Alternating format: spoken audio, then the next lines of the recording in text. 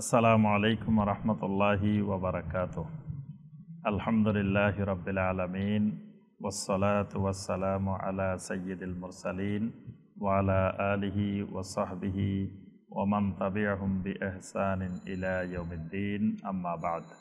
সম্মানিত ভাই ও বোনেরা, আমাদের ধারাবাহিক দ্বিতীয় দফার কোরআনে কারিমের তাফসিরে যে সূরা থেকে আমাদের তাফসির চলছিল, সূরাটির নাম হলো সূরা আন-নিসা। সূরা আন-নিসার এর আগের তাফসিরে আমরা ৫৭ নম্বর আয়াতে কারিমা পর্যন্ত আমরা আলোচনা করেছি। আজকে আমাদের দ্বিতীয় দফার ধারাবাহিক তাফসিরে সূরা আন-নিসার ৬ষ্ঠ পর্বে ৫৮ নম্বর আয়াতে কারিমা থেকে আমাদের তাফসির হবে ইনশাআল্লাহ। আমাদের দ্বিতীয় দফার ধারাবাহিক তাফসিরে আলহামদুলিল্লাহ আমাদের ২৩ পারা শেষ হয়েছে, আর ৭ পারার তাফসির আমাদের বাকি আছে। এই ৭ পারার তাফসির আমাদের সম্পন্ন হইলে ইনশাআল্লাহ দ্বিতীয় দফার আমাদের তাফসিরুল কোরআন শেষ হবে ইনশাআল্লাহ।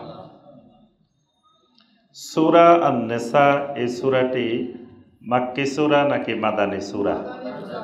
এই সূরাটি মাদানী সূরা। মাদানী সূরা হিসাবে এই সূরার মধ্যে আল্লাহ রাব্বুল আলামিন শরঈ অনেকগুলো হুকুম, আহকাম, বিধিবিধান আল্লাহ রাব্বুল আলামিন বিস্তারিত আলোচনা করেছেন।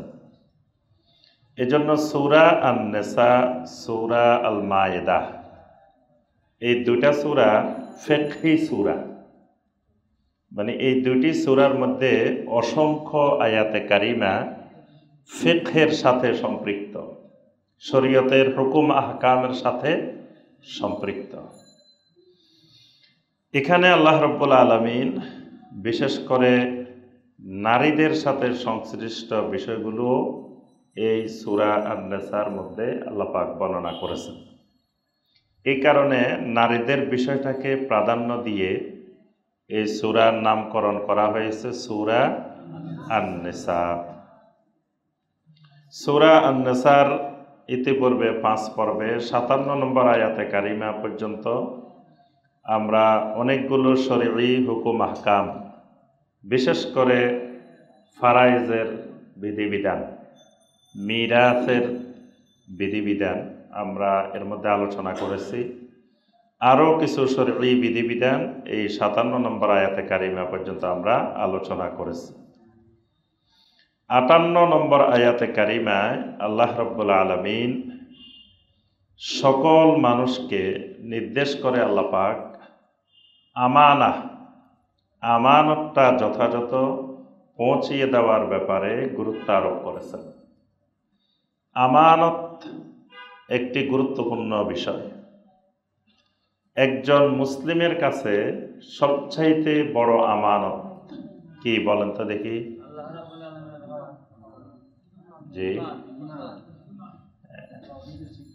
যে সবচেয়ে বড় আমানত যেটা, সেটা হলো তাওহীদের আমানত।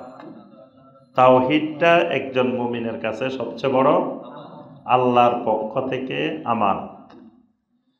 আল্লাহ পাক কোরআনে কারিমে অনেক আয়াতে আমানত বলে তাওহীদকে বুঝাইছেন। ইন্না আরাদনাল আমানাতা আলাস সামাওয়াতি ওয়াল আরদি ওয়াল জিবাল। এখানে আল্লাহ পাক বলছেন ইন্না আরাদনাল আমানা, আমি আমানতকে উপস্থাপন করেছি আসমানের উপরে, জমিনের উপরে, পাহাড়ের উপরে। ফা আবাইনা আন ইয়াহমিলনাহা, তারা এটাকে বহন করতে রাজি হয়নি, অস্বীকৃতি জানাইছে। কে বহন করছে? হামালাহাল ইনসান, এটাকে মানুষ, ইনসান এটাকে বহন করতে রাজি হয়েছে। কেন রাজি হয়েছে? ইন্নাহু কানা যলুমান জাহুলা, মানুষ হলো জালুম আর জাহুল। মানে মানুষের দুইটা গুরুত্বপূর্ণ বৈশিষ্ট্য, একটা হলো এরা বড় ধরনের জালেম, আর একটা হলো এরা বড় ধরনের জাহেল। তো এই কারণে এরা রাজি হয়েছে। তো ওই আয়াতে কারিমার আমরা তাফসিরে যাচ্ছি না। মূল কথা হলো এখানে যে আমানত, ইন্না আরাদনাল আমানা, এই আমানত হলো তাওহীদ, তাওহীদের আমানত। এই জন্য আল্লামা ইকবাল বলছেন যে তাওহীদ কি আমানত, চীনু মে হায় হামারা, হিন্দুস্তা হামারা, সারে জাহা হামারা। আল্লামা ইকবাল বলছেন যে তাওহীদের আমানত, এটা চীনেও আমাদের তাওহীদের আমানত, হিন্দুস্তানেও আমানত, সারা জাহান তাওহীদের আমানত। তো এখানে এইভাবে কোরআনে কারিমে অসংখ্য আয়াতে কারিমে আল্লাহ রাব্বুল আলামিন তাওহীদকে আমানত বলছেন। আর মুনাফিকের একটি বড় বৈশিষ্ট্য হলো কি, ওয়া ইদা উতুমিনা খানা, খেয়ানত করা। তার কাছে যখন আমানত রাখা হয় খেয়ানত করে। এটা খালি টাকা পয়সার আমানত না।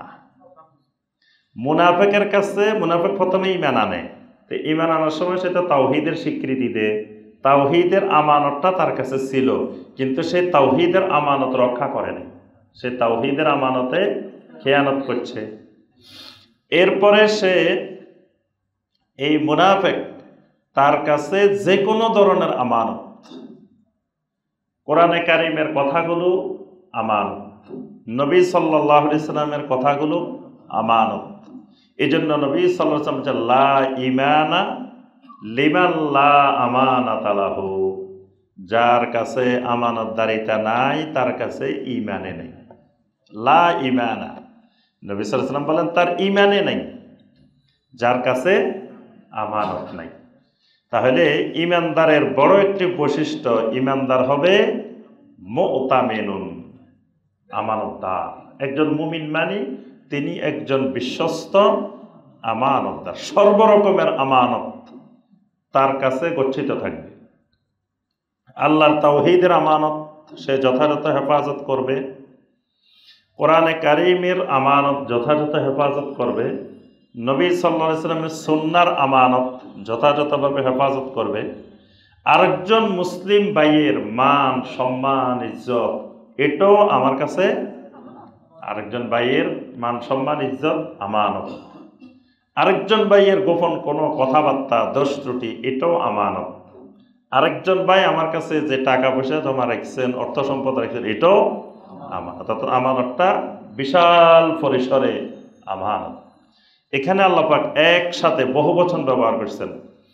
ইন্নাল্লাহা ইয়া'মুরুকুম আন তুওয়াদ্দুল আমানাতি ইলা আহলিহা, অবশ্যই আল্লাহ রাব্বুল আলামিন তোমাদেরকে নির্দেশ দিচ্ছেন, আন তুওয়াদ্দুল আমানাত, সমস্ত আমানতগুলো পরিশোধ করতে, আদায় করতে, ইলা আহলিহা, ওই আমানতের হকদারের কাছে যথাযথভাবে পৌঁছিয়ে দিতে আল্লাহ তোমাদেরকে নির্দেশ দিচ্ছেন। আর আল্লাহর নির্দেশ মানে ফরজ, অর্থাৎ আল্লাহ তোমাদের উপরে ফরজ করে দিয়েছেন যে আমানত সমূহকে যথাযথভাবে আমানতের হকদারের কাছে পৌঁছিয়ে দাও। ওয়া ইযা হাকামতুম বাইনান নাসি আন তাহকুমু বিল আদল, যখন মানুষের মাঝে কোনো বিচার করবা, ফয়সালা করবা, আন তাহকুমু বিল আদল, ইনসাফের সাথে বিচার করবে, ফয়সালা করবে। এই ইনসাফের সাথে বিচার ফয়সালা করা এটাও আমানত। যাকে আল্লাহ পাক বিচার করার যোগ্যতা দিয়েছেন, যাকে আল্লাহ পাক কোনো না কোনো এক জায়গায় বিচারকের আসনে বসিয়েছেন, সেটা কোর্টে হইতে পারে, আদালতে হইতে পারে, বা বাহিরে হইতে পারে, যে কোনো বিচার আচারের ক্ষেত্রে আল্লাহ রাব্বুল আলামিন বলেন আন তাহকুমু বিল আদল, ন্যায় পরায়ণতার সাথে, ইনসাফের সাথে, আদলের সাথে তুমি বিচার ফয়সালা করবে। কারণ তুমি যখন বিচারকের আসনে বসবা তখন মনে রাখবা, আলাইসাল্লাহু বিআহকামিল হাকিমিন, তুমি বিচারকের উপরেও আরো একজন মহান বিচারক আছেন। যিনি মহান বিচারক তিনি তোমারও বিচার করবেন। তাহলে আল্লাহ পাক কাউকে যদি বিচারকের আসনে বসান, ওই আসনটা, ওই চেয়ারটা আমানত। আর ওই আসনে বসে বিচার করার সময় খেয়াল রাখতে হবে যে আমার উপরেও একজন মহান বিচারক আছেন, আমারও বিচার হবে, আমার এই বিচার আবার রিভিউ হবে। এই বিচার আমি করে ফেলতেছি, শেষ না। কিয়ামতের ময়দানে আমি যে বিচারগুলো করছি এটার আবার আল্লাহ বিচার করবেন। আমি জেনে শুনে অন্যায়ভাবে কোনো রায় দিয়েছি কিনা, কারো পক্ষপাতিত্ব করেছি কিনা, এই বিষয়গুলো আল্লাহ রাব্বুল আলামিন আবার কিয়ামতের ময়দানে পুনরায় বিচার করবেন। এই জন্য আল্লাহ পাক বলছেন, ওয়া ইদা হাকামতুম বাইনান নাসি আন তাহকুমু বিল আদল, যখন মানুষের মাঝে বিচার ফয়সালা করবে ন্যায়পরায়ণতার সাথে, আদলের সাথে, ইনসাফের সাথে বিচার ফয়সালা করবে। ইন্নাল্লাহা নি'ম্মা ইয়াইযুকুম বিহ, আল্লাহ রাব্বুল আলামিন কতই না তোমাদেরকে উত্তম উপদেশ দান করেন। সুবহানাল্লাহ, আল্লাহ তোমাদেরকে কতই না সুন্দর, কতই না উত্তম ওয়াজ করেন, উপদেশ দেন। ইন্নাল্লাহা কানা সামিআম বাসীরা, এখানে আল্লাহ কথাগুলো বলে দুইটা সিফাত ব্যবহার করছেন, সামিআন বাসীরা। এই সিফাত দুইটার সাথে আগের কথাগুলোর সম্পর্ক আছে। যেই কথার সাথে সিফাতের সম্পর্ক, ওই কথাগুলা বলে আল্লাহ পাক ওই সিফাতটা বলেন। আর কোরআনে কারিমের অধিকাংশ জায়গায় দুইটা দুইটা সিফাত আল্লাহ পাক একসাথে জোড়া জোড়া বর্ণনা করেন। সামিআম বাসীরা মানে তুমি আমানত যথাযথ পৌঁছাইছো কিনা, বিচার ফয়সালা কিভাবে করছো, এটা আল্লাহ পাক সবকিছু শুনেন, সবকিছু দেখেন। তাহলে আল্লাহ পাক যে বিচারক, সেই বিচারক আর দুনিয়ার বিচারক দুটা সমান। দুনিয়ার বিচারক তো দেখে না অপরাধটা কোথায় হয়েছে, কেমনে হয়েছে, কিছু দেখে নাই। সাক্ষ্য প্রমাণের ভিত্তিতে তিনি বিচার করেন। আর আল্লাহ রাব্বুল আলামিন যে বিচার করবেন সেটা হলো, যিনি বিচার করতেছেন উনি সরাসরি দেখছেন, সরাসরি শুনছেন, আবার তার ফেরেশতারা লিখেও রাখছেন, আবার এটা ভিডিও করে রাখা হয়েছে। ফেরেশতাদের কাছে খালি লেখা না, ওইটা পুরাটা একেবারে চিত্র ধারণ করা আছে। কিয়ামতের ময়দান এটা দেখানো হবে সামনে, কোথায় অপরাধটা করছে, কিভাবে করছে। আবার যেই গুলো দিয়ে অপরাধ করছে তারা আবার কথা বলবে। ওয়া তুকাল্লিমুনা আইদিহিম, হাতগুলো কথা বলবে। ওয়া তাশহাদু আরজুলুহুম, পাগুলো সাক্ষ্য দিবে। সুবহানাল্লাহ, হাতে বলে দিবে, পায়ে বলে দিবে, চোখে বলে দিবে, সব বলে দিবে। তাহলে ওই বিচার আর এই বিচার দুনিয়ার বিচার একরকম। তাহলে আল্লাহর বিচারকে কলকাতার আদালতের বিচার কেয়াস করা করলে শিরিক। একজন ভিডিওর মধ্যে পাইবেন ইউটিউবে, একজন ওয়াজ করতেছে যে আল্লাহ রসুল সাল্লাল্লাহু আলাইহি ওয়াসাল্লাম হাজির নাজির। আল্লাহ রসুল সব জায়গায় কি হাজির নাজির, হাজিরও আবার নাজিরও। নাজির মানে দেখেন, হাজির মানে উপস্থিত। এই আকীদা শিরিকি আকীদা। কেউ যদি এই বিশ্বাস পোষণ করে সে মুশরিক হয়ে যাবে, তাকে আবার নতুন করে ঈমান আনতে হবে। তো একজন কলকাতার আলেম, তো তিনি এটা বুঝাইতেছে মানুষকে, কয় মিয়া দেখো কলকাতার আদালতে বিচার হইতেছে, 3 জন সাক্ষী গেছে। একজন সাক্ষীর বিচারক জিজ্ঞেস করতেছে, এই ঘটনাটা ঘটছে তুমি ওখানে ছিলা?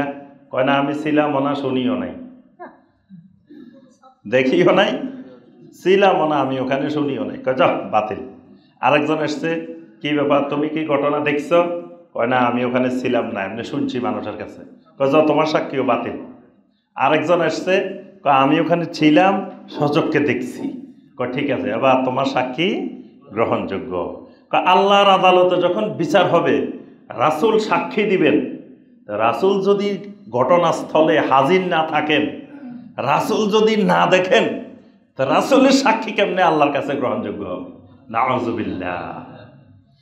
আল্লাহর আদালতের বিচারকে কলকাতার আদালতের বিচারের সাথে কোন জায়গার কি, কোন জায়গার কিসের সাথে কি তুলনা করে, এই মাখলুকের উপরে আল্লাহকে কেয়াস করা, এটাই শিরিক। শিরিকের প্রধান কারণ, 1 নম্বর কারণ, আল্লাহর বিষয়গুলোকে মাখলুকের বিষয়ের উপরে কিয়াস করা, এটা শিরকের 1 নম্বর কারণ।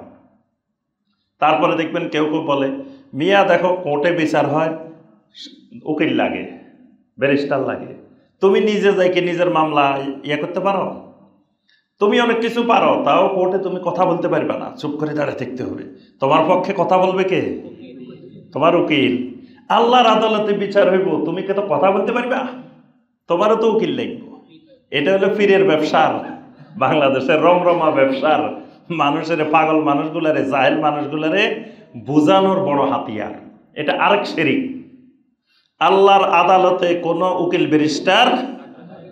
ব্যারিস্টারের এখানে বাত নাই। উকিল ব্যারিস্টারের কি অবস্থা হইব, পীর সাহেবের কি অবস্থা হইব আল্লাহ যদি ধরা দে। আল্লাহ বলছেন, ওয়ালা তাকুলু আমওয়ালাকুম বাইনাকুম বিল বাতিল, বাতিল পদ্ধতিতে মানুষের সম্পদ ভক্ষণ করিও না। ওই পীর সাহেব বসে বসে কোটি কোটি টাকা বাতিল পদ্ধতিতে ভক্ষণ করতেছে, বস্তা বস্তায় টাকা। তো এই যে বাতিল পদ্ধতিতে টাকা সংগ্রহ করতেছে, এটা যদি আল্লাহ ধরে তার কি খবর, তার কি অবস্থা হইব?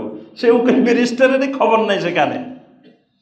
এই জন্য এই আল্লাহ রাব্বুল আলামিনের বিষয়গুলোকে মাখলুকের উপরে কিয়াস করা, এটাই শিরিক। শিরিকের মধ্যে নিমজ্জিত হওয়ার মূল কারণ এটা। আল্লাহর বিষয়গুলো ভিন্ন, বারজাখী জীবনের বিষয় ভিন্ন, দুনিয়ার জীবনের বিষয় ভিন্ন। এখানে আল্লাহ পাক এই জন্য এই কথাগুলা বলে সাথে সাথে বলছেন, ইন্নাল্লাহা কানা সামিআম বাসীরা। আল্লাহ রাব্বুল আলামিন সবকিছু শুনেন এবং দেখেন। তাহলে আল্লাহর শোনা, আল্লাহর দেখা, এটা সর্বত্র বিরাজমান। ইয়া আইয়ুহাল্লাযীনা আমানু আতিউল্লাহ ওয়া আতিউর রাসূলা ওয়া উলিল আমরি মিনকুম। সূরা আন-নিসার 59 নম্বর আয়াতে কারিমা। এটাও খুবই গুরুত্বপূর্ণ একটা আয়াত। বর্তমানে এই আয়াতের চরম অপব্যবহার করা হয় বাংলাদেশে মাযহাবের তাকলিদ করার জন্য এটাকে দলিল দেওয়া হয়। এটা একটা ডাহা মিথ্যা ব্যাখ্যা, অপব্যাখ্যা। এখানে আল্লাহ রাব্বুল আলামিন প্রত্যেক ইমানদারের উপরে 3টা আনুগত্যকে ফরজ করছেন। কয়টা আনুগত্য? 3টা আনুগত্য। সুতরাং কেউ যদি 3টা আনুগত্যের একটা আনুগত্য থেকে সরে যায়, তাহলে আল্লাহর ফরজ বিধান থেকে, ফরজ নির্দেশ থেকে কি হলো? সরে গেল। কি কি নির্দেশ? ইয়া আইয়ুহাল্লাযীনা আমানু, ও ইমানদারগণ, আতিউল্লাহ, 1 নম্বরে আনুগত্য করো আল্লাহর। আতিউল্লাহ, আনুগত্য করো আল্লাহর, অর্থাৎ ইত্তাবিউ কিতাবাহু, আল্লাহর কিতাবের অনুসরণ করো। আল্লাহর কিতাবের অনুসরণ করাটাই আল্লাহর অনুসরণ করা। ওয়া আতিউর রাসূল, রাসূলের আনুগত্য করো। রাসূলের আনুগত্য করলে আল্লাহর আনুগত্য। মাইয়ুতিউর রাসূল ফাকাদ আতা আল্লাহ, যে আমার রাসূলের আনুগত্য করলো সে আল্লাহর আনুগত্য করলো। সুবহানাল্লাহ। রাসূলের আনুগত্য কেমনে করতে হবে? ইত্তাবিউ সুন্নাতাহু, রাসূলের সুন্নতের ইত্তেবা করো। তাহলে কেউ যদি রাসূলের হাদিস না মানে, সুন্নাহ না মানে, তাহলে সে কাফের। কেউ যদি কয় আমি হাদিস মানি না, আল্লাহ রাসূলের হাদিস মানি না, তার ঈমান থাকবে না। কারণ আল্লাহ ফরজ করে দিয়েছেন ওয়া আতিউর রাসূল। এই আতিউর রাসূল মানে আতিউস সুন্নাহ, নবী সাল্লাল্লাহু আলাইহি ওয়াসাল্লামের সুন্নাহর আনুগত্য করো, সুন্নাহর ইত্তেবা করো। তো কেউ যদি সুন্নাহ না মানে, তো তার ঈমান থাকে কেমনে? এরপর আল্লাহ পাক বলছেন ওয়া উলিল আমরি মিনকুম, তোমাদের মধ্য থেকে যারা উলিল আমর তাদেরও আনুগত্য করো। যারা তোমাদের মধ্যে উলিল আমর। তবে দেখেন আল্লাহর আনুগত্যের ক্ষেত্রে বলছেন আতিউল্লাহ, রাসূলের আনুগত্যের ক্ষেত্রে বলছেন আতিউর রাসূল, কিন্তু উলিল আমরের ক্ষেত্রে আল্লাহ বলেন নাই ওয়া আতিউ উলিল আমরি মিনকুম, আতিউ বলেন নাই। আল্লাহ এবং রাসূলের ক্ষেত্রে আতিউ বলছেন, কিন্তু উলিল আমরের ক্ষেত্রে আতিউ বলেন নাই। কেন বলেন নাই? আল্লাহর আনুগত্য হবে নিঃশর্ত, রাসূলের আনুগত্য হবে নিঃশর্ত। রাসূলের হাদিস সহিহ, আপনার বুঝে আসুক আর না আসুক, আপনার মাযহাবে মিলুক আর না মিলুক, হাদিস মানতেই হবে। কোনো প্রকারের শর্ত আরোপ করা, রাসূলের হাদিসের ব্যাপারে কোনো শর্ত আরোপ করার অধিকার কারো নাই। কিন্তু উলিল আমরের আনুগত্য শর্ত সাপেক্ষে। যদি আল্লাহ এবং রাসূলের নির্দেশের সাথে উলিল আমরের নির্দেশ মিলে তাহলে আনুগত্য করা যাবে, যদি না মিলে আনুগত্য করা হারাম। মা বাবার আনুগত্য করা ফরজ, আবার মা বাপ যদি শিরিকের নির্দেশ দেয় তাহলে আল্লাহ পাক বলেন ফালা তুতিহুমা, মা বাবার নির্দেশ না মানা ফরজ। এক্ষেত্রে মা বাবার নির্দেশ না মানা ফরজ। উলিল আমর যদি কোরআন সুন্নাহ বিরোধী নির্দেশ দেয় সেই নির্দেশ না মানা ফরজ। আর যদি আল্লাহ এবং রাসূলের নির্দেশ অনুসারে নির্দেশ দেয় তাহলে সেই নির্দেশ মানা ফরজ। এই কারণে নবী সাল্লাল্লাহু আলাইহি ওয়াসাল্লাম বলেছেন লা তাআতা লিমাখলুকিন ফি মাসিয়াতিল খালিক, আল্লাহর নাফরমানি করে কোনো সৃষ্টির আনুগত্য করা যাবে না। লা তাআতা লিমাখলুক, কোনো মাখলুকের আনুগত্য করা যাবে না। ফি মাসিয়াতিল খালিক, আল্লাহর স্রষ্টার খালেকের নাফরমানি করে। অফিসে গেছেন, অফিস থেকে বলতেছে দাড়ি রাখা যাবে না, চাকরির শর্ত হইল দাড়ি রাখা যাবে না। লা তাআতা লিমাখলুকিন ফি মাসিয়াতিল খালিক, আল্লাহ নাফরমানি করে এই চাকরি করা হারাম, জায়েজ নেই। অফিসে গেছেন চাকরি করতে, জামাতে নামাজ পড়া যাবে না, জামাতের সময় যাওয়া যাবে না, তুমি একা একা নামাজ পড়বা। লা তাআতা লিমাখলুকিন ফি মাসিয়াতিল খালিক। অফিসে গেছেন টাকনুর নিচে কাপড় পরা লাগবে, টাকনুর উপরে পরা যাবে না। লা তাআতা লিমাখলুকিন ফি মাসিয়াতিল খালিক। সব জায়গায় এই হাদিস প্রযোজ্য হবে। উলিল আমর কারা? উলিল আমর দুই শ্রেণীর, আল উলামা ওয়াল উমারা। আল উলামা তাফসির ইবনে কাসির সহ সকল তাফসিরে বলা আছে। উলিল আমর কারা? আল উলামা ওয়াল উমারা। তাহলে উলামায়ে কেরামের আনুগত্য, উলামায়ে কেরামের আনুগত্যও কি ফরজ। আবার উমারা যারা, শাসক যারা থাকবে, প্রশাসনে যারা থাকবে, তাদের নির্দেশও ফরজ। কিন্তু শর্ত কোনটা?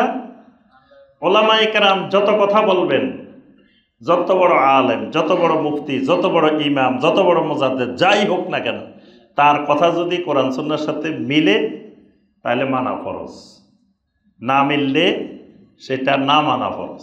ঠিক উমারা যারা হবে তাদের নির্দেশ ওই রকম, যেটা কোরআন সুন্নাহর সাথে সাংঘর্ষিক না সেটা মানা ফরজ, যেটা কোরআন সুন্নাহর সাথে সাংঘর্ষিক সেটা মানা ফরজ না। যেমন ধরেন ট্রাফিক আইন, বাংলাদেশের ট্রাফিক আইন, ট্রাফিক আইন কি কোরআন সুন্নাহর সাথে সাংঘর্ষিক না কোরআন সুন্নাহর সাথে মিল আছে? জি। আপনি যদি কোন আমি ট্রাফিক আইন মানি না, তাহলে আপনি রাস্তাঘাটের সংঘর্ষ হবে না, কঠিন সমস্যা তৈরি হবেন না? তাহলে এখানে সরকারের যে আইন, এই আইন মানা কি ফরজ। এরকম যেই ক্ষেত্রে কোরআন সুন্নাহর সাথে কোনো বিরোধ নাই, এই নির্দেশগুলো সরকারের মানা কি ফরজ। কিন্তু যেগুলো কোরআন সুন্নাহর সাথে বিরোধ আছে সেগুলা সরাসরি বিদ্রোহ করা যাবে না, সরকারকে নসিহা করতে হবে, সরকারকে উপদেশ দিতে হবে, সরকারকে বুঝাইতে হবে যে এগুলা কোরআন সুন্নাহর সাথে সাংঘর্ষিক, এগুলা ইমানদার হিসাবে পরিবর্তন করা দরকার। এই ক্ষেত্রে শরীয়তের বিধিবিধান আছে। কিন্তু উলিল আমর, যারা উলিল আমর হবেন, এই উলিল আমরের আনুগত্য ফরজ, উলিল আমরের আনুগত্য ফরজ। তাহলে এখানে আমরা জানলাম আল্লাহর আনুগত্য, রাসূলের আনুগত্য আর উলিল আমরের আনুগত্য। এখন দেখা গেল উলিল আমরেরা একজনে এক ব্যাখ্যা দিল। আমরা বর্তমানে এই ঘটনা বেশি হয়, মানুষ কয় যে এক হুজুর এক কথা বলে, আমরা কোন দিকে যাব? তো কোন দিকে যাইবেন এই সমাধানও আল্লাহ রাব্বুল আলামিন কোরআনে কারিমে দিয়ে দিয়েছেন। ফা ইন তানাযাতুম ফি শাইইন, কোনো একটা বিষয়ে যদি তোমাদের মধ্যে মতবিরোধ দেখা দেয়, দ্বন্দ্ব দেখা দেয়, ইখতিলাফ দেখা দেয়, একজন একটা বলতেছে, ধরেন 4 মাযহাবে 4টা বলল, 4 ইমাম 4টা বলছে, 4 ইমামের মত কয়টা? 4টা। এখন আপনি কোনটা মানবেন? কোন ইমামেরটা মানবেন? এখানে আসে উলিল আমরের মধ্যে 4টা হয়ে গেছে মত, তা আপনি কোনটা মানবেন? ফারুদ্দুহু ইলাল্লাহি ওয়ার রাসূল, তখন তোমার করণীয় হলো আল্লাহ এবং রাসূলের দিকে ফিরে যাও। যার কথাটা কোরআন সুন্নাহর সাথে আকারাব, আকরাবু ইলাল কোরআন ওয়াস সুন্নাহ, কোরআন সুন্নাহর বেশি নিকটবর্তী ওই কথাটাই মেনে নাও। ইন কুনতুম তুমিনুনা বিল্লাহি ওয়াল ইয়াউমিল আখির, যদি তোমরা সত্যিকারে আল্লাহ এবং আখিরাতের উপরে ঈমানদার হও। এজন্য ইমাম আবু হানিফা রাহমাহুল্লাহ আমাদের উলিল আমর, ইমাম শাফি রহমতুল্লাহ আলাইহি আমাদের উলিল আমর, ইমাম মালিক রাহমাহুল্লাহ আমাদের উলিল আমর, ইমাম আহমদ বিন হাম্বল রাহমাহুল্লাহ উনিও আমাদের উলিল আমর।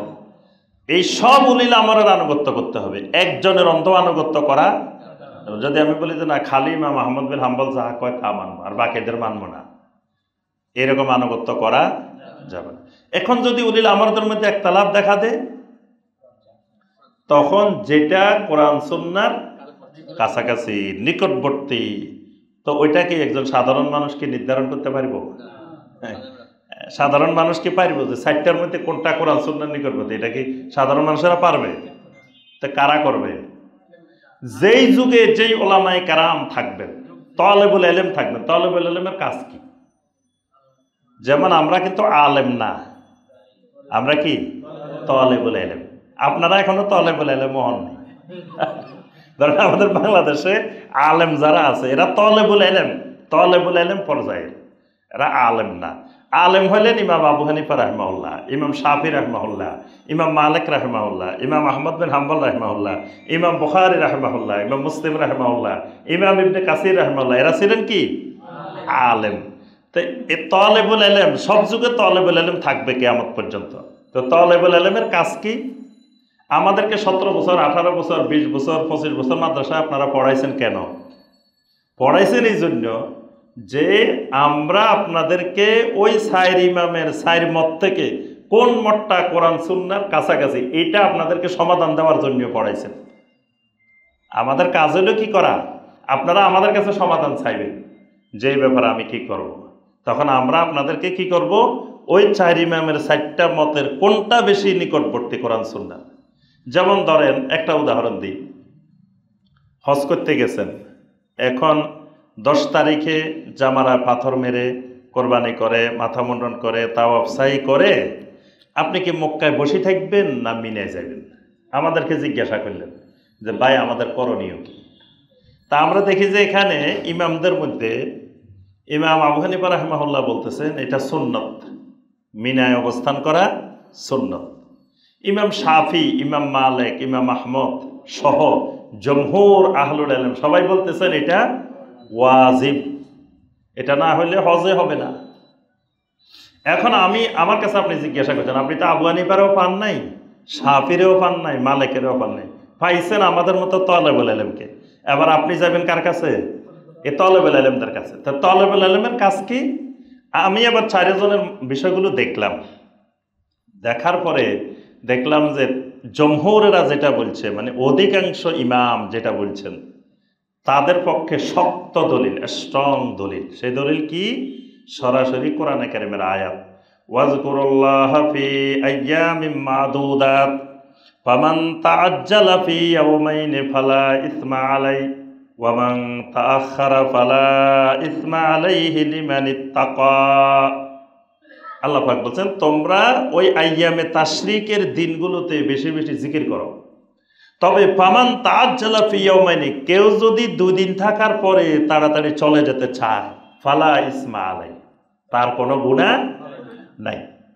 ওয়া মান তাআখারা ফালা ইসমা আলাই, যদি কেউ এরপরে আরো থাকতে চায়, 13 তারিখও থাকতে চায়, 3 দিন থাকতে চায়, তাহলেও কোনো অসুবিধা নাই। লিমান ইত্তাকা, তবে মুত্তাকিদের কাজ হলো পরের দিনও থাকা। সুবহানাল্লাহ। তাহলে এখানে আল্লাহর আয়াত পেয়ে গেলাম। এই আয়াতে আল্লাহ পাক স্পষ্ট বলতেছেন 2 দিন থাকি চলে গেলে অসুবিধা নাই, গুনাহ নাই। তাহলে 2 দিন না থাকি চলে গেলে গুনাহ আছে। তাহলে ওই ইমামেরা শাফি, মালিক, আহমদেরা যে দলিল দিয়েছেন এই দলিল আকরাবু ইলাল কোরআন ওয়াস সুন্নাহ। নবী সাল্লাল্লাহু আলাইহি সাল্লামও কি করছেন? এই 3 দিন 11, 12, 13 মিনায় অবস্থান করছেন। নবী সাল্লাল্লাহু আলাইহি সাল্লাম তাওয়াফটা সাইটা করে মাত্র চলে গেছেন, মক্কায় থাকেন নাই, অবস্থান করেন নাই। তাহলে কোরআন সুন্নাহর নিকটবর্তী কোনটা? মিনায় অবস্থান করা, মিনায় মাবিত রাত্রে যাপন করা, প্রতি রাত্রে অর্ধেকের বেশি রাত মিনায় থাকতে হবে। দিনে থাকার মধ্যে ওয়াজিব না, কিন্তু ওই 3 দিন মক্কা মুকাররমার ফজিলতের চাইতে মিনার ফজিলত বেশি। আপনি মক্কায় ঘুরাচ্ছে, ওই 3 দিন দিনের বেলায়ও মিনায় থাকা ফজিলত বেশি। তখন মক্কার ফজিলত মিনায় চলে যায়। 9 তারিখে আরাফাতে চলে যায়, 9 তারিখ রাত্রে মুজদালিফায় চলে যায়, মানে ফজিলতটা। এই কারণে দিনের বেলায়ও সেখানে থাকা উত্তম, রাত্রিবেলায় অর্ধেকের বেশি, হয় প্রথম রাত্রের অর্ধেকের বেশি অথবা শেষ রাত্রির অর্ধেকের বেশি মিনায় থাকা ওয়াজিব। তাহলে এই যে ইমামদের মধ্যে যখন কয়েকটা তানাজু দেখলাম, তানাজাতুম ফি শাইইন, তখন সমাধান দিলাম কিভাবে? ফারুদ্দুহু ইলাল্লাহি ওয়া রাসূল। যারা বলছেন যে সুন্নত, তারা কেন সুন্নত বলছে? এটারও কারণ আছে, তাদেরও একটা দলিল আছে। তাদের দলিল হলো নবী সাল্লাল্লাহু আলাইহি সাল্লাম কয়েকজন সাহাবীকে, বিশেষ করে আব্বাস রাদিয়াল্লাহু তাআলা আনহুকে, তিনি মিনায় না থেকে মক্কা চলে আসতে বলছেন। মক্কা চলে আসতে বলছেন কেন? ওই যে মক্কায় হাজিদের যে তাওয়াফ করতে আসবে, সাই করতে আসবে, এদের ব্যবস্থাপনার জন্য। তাই এই কারণে শরীয়তের মাসালা হলো, কারো যদি মক্কায় হাজিদের ব্যবস্থাপনার দায়িত্ব থাকে, সে চলে আসতে পারবে, তার ওয়াজিব রহিত হয়ে যাবে, তার ওয়াজিব জরুরি না তার জন্য। সে মক্কায় থাকবে, কিন্তু এমনি শুয়ে থাকার জন্য, বসে থাকার জন্য না, হাজিদের দায়িত্ব পালন করার জন্য সে মক্কা মুকাররমায় থাকবে। তাহলে ওই দলিলের চাইতে, ওইটা তো আল্লাহ রাসূল সবাইকে পারমিশন দেন নাই, 1-2 জনের পারমিশন দিচ্ছেন। তাহলে ওই দলিলের চাইতে কোরআনে কারিমের সরাসরি দলিল। তাহলে আমরা তলেবুল ইলম হিসাবে বুঝলাম যে ওই দলিলটা কি শক্তিশালী। আমার কথাকে বুঝাইতে পারছি? এইভাবে প্রত্যেকটা মাসআলায়, ওই দিন হজের প্রশিক্ষণ দিলাম এখানে, তো সবার প্রশ্ন যে আমরা ওখানে গিয়ে কি আয়েশা মসজিদ থেকে বসে বসে ওমরা করবো, তাকরারুল উমরাহ। তো এখানেও 2-1 জন জায়েজ বলছে, কিন্তু জমহুর আহলুল ইলমদের মত হলো জায়েজ নাই। শাইখুল ইসলাম ইবনে তাইমিয়া রাহিমাহুল্লাহ বলেছেন ফাহাযা গায়রু মাশরু, এটা শরীয়ত না, এটা শরীয়তের বাহিরে। এবং শাইখুল ইসলাম ইবনে তাইমিয়া রাহিমাহুল্লাহ একটা দলিল দিয়েছেন, তাউস রাহিমাহুল্লাহ বলছেন যে যারা এই আয়েশা মসজিদ থেকে আসি তোমরা করে, আহুম ইউজারুন আম ইউআযাবুন, মানে তাউস রাহিমাহুল্লাহ বলতেছেন লোকগুলার কি সওয়াব হইব না আযাব হইব? একজন লোক উঠে বলতেছে লিমা ইউআযাবুন, আরে এ তো ভালো কাজ করতেছে, আপনি আবার আযাবের কথা বলতেছেন কেন? আযাবের কি হইল? তখন তাউস রাহিমাহুল্লাহ বললেন আযাব হবে এই জন্য, কারণ মক্কা মুকাররমায় আল্লাহ পাক তাদেরকে থাকার নেয়ামত দিছেন। মক্কার এমন একটা ইবাদত আছে যেটা আল্লাহর জমিনে আর কোথাও নেই, সেটা কি? তাওয়াফ বিল বাইত, আল্লাহর ঘরের তাওয়াফ। এজন্য মক্কা যতক্ষণ থাকবে ততক্ষণ সর্বোত্তম ইবাদত আল্লাহর ঘরে কি করা? তাওয়াফ করা। তো এই লোকটা তাউস রাহিমাহুল্লাহ বললেন, এই লোকটা যে এখান থেকে তানিম গেছে, তানিম থেকে আসছে, যে সময়টা এখানে নষ্ট করছে, এই সময়ের মধ্যে সে 200 চক্কর তাওয়াফ দিতে পারত, আল্লাহর ঘরে তাওয়াফ করতে পারত। তো এই যে আল্লাহর ঘরে তাওয়াফ বাদ দিয়ে সে দৌড়াদৌড়ি করছে, এই কারণে আমি বলতেছি ইউআযাবুন, এরা আযাব প্রাপ্ত হইব।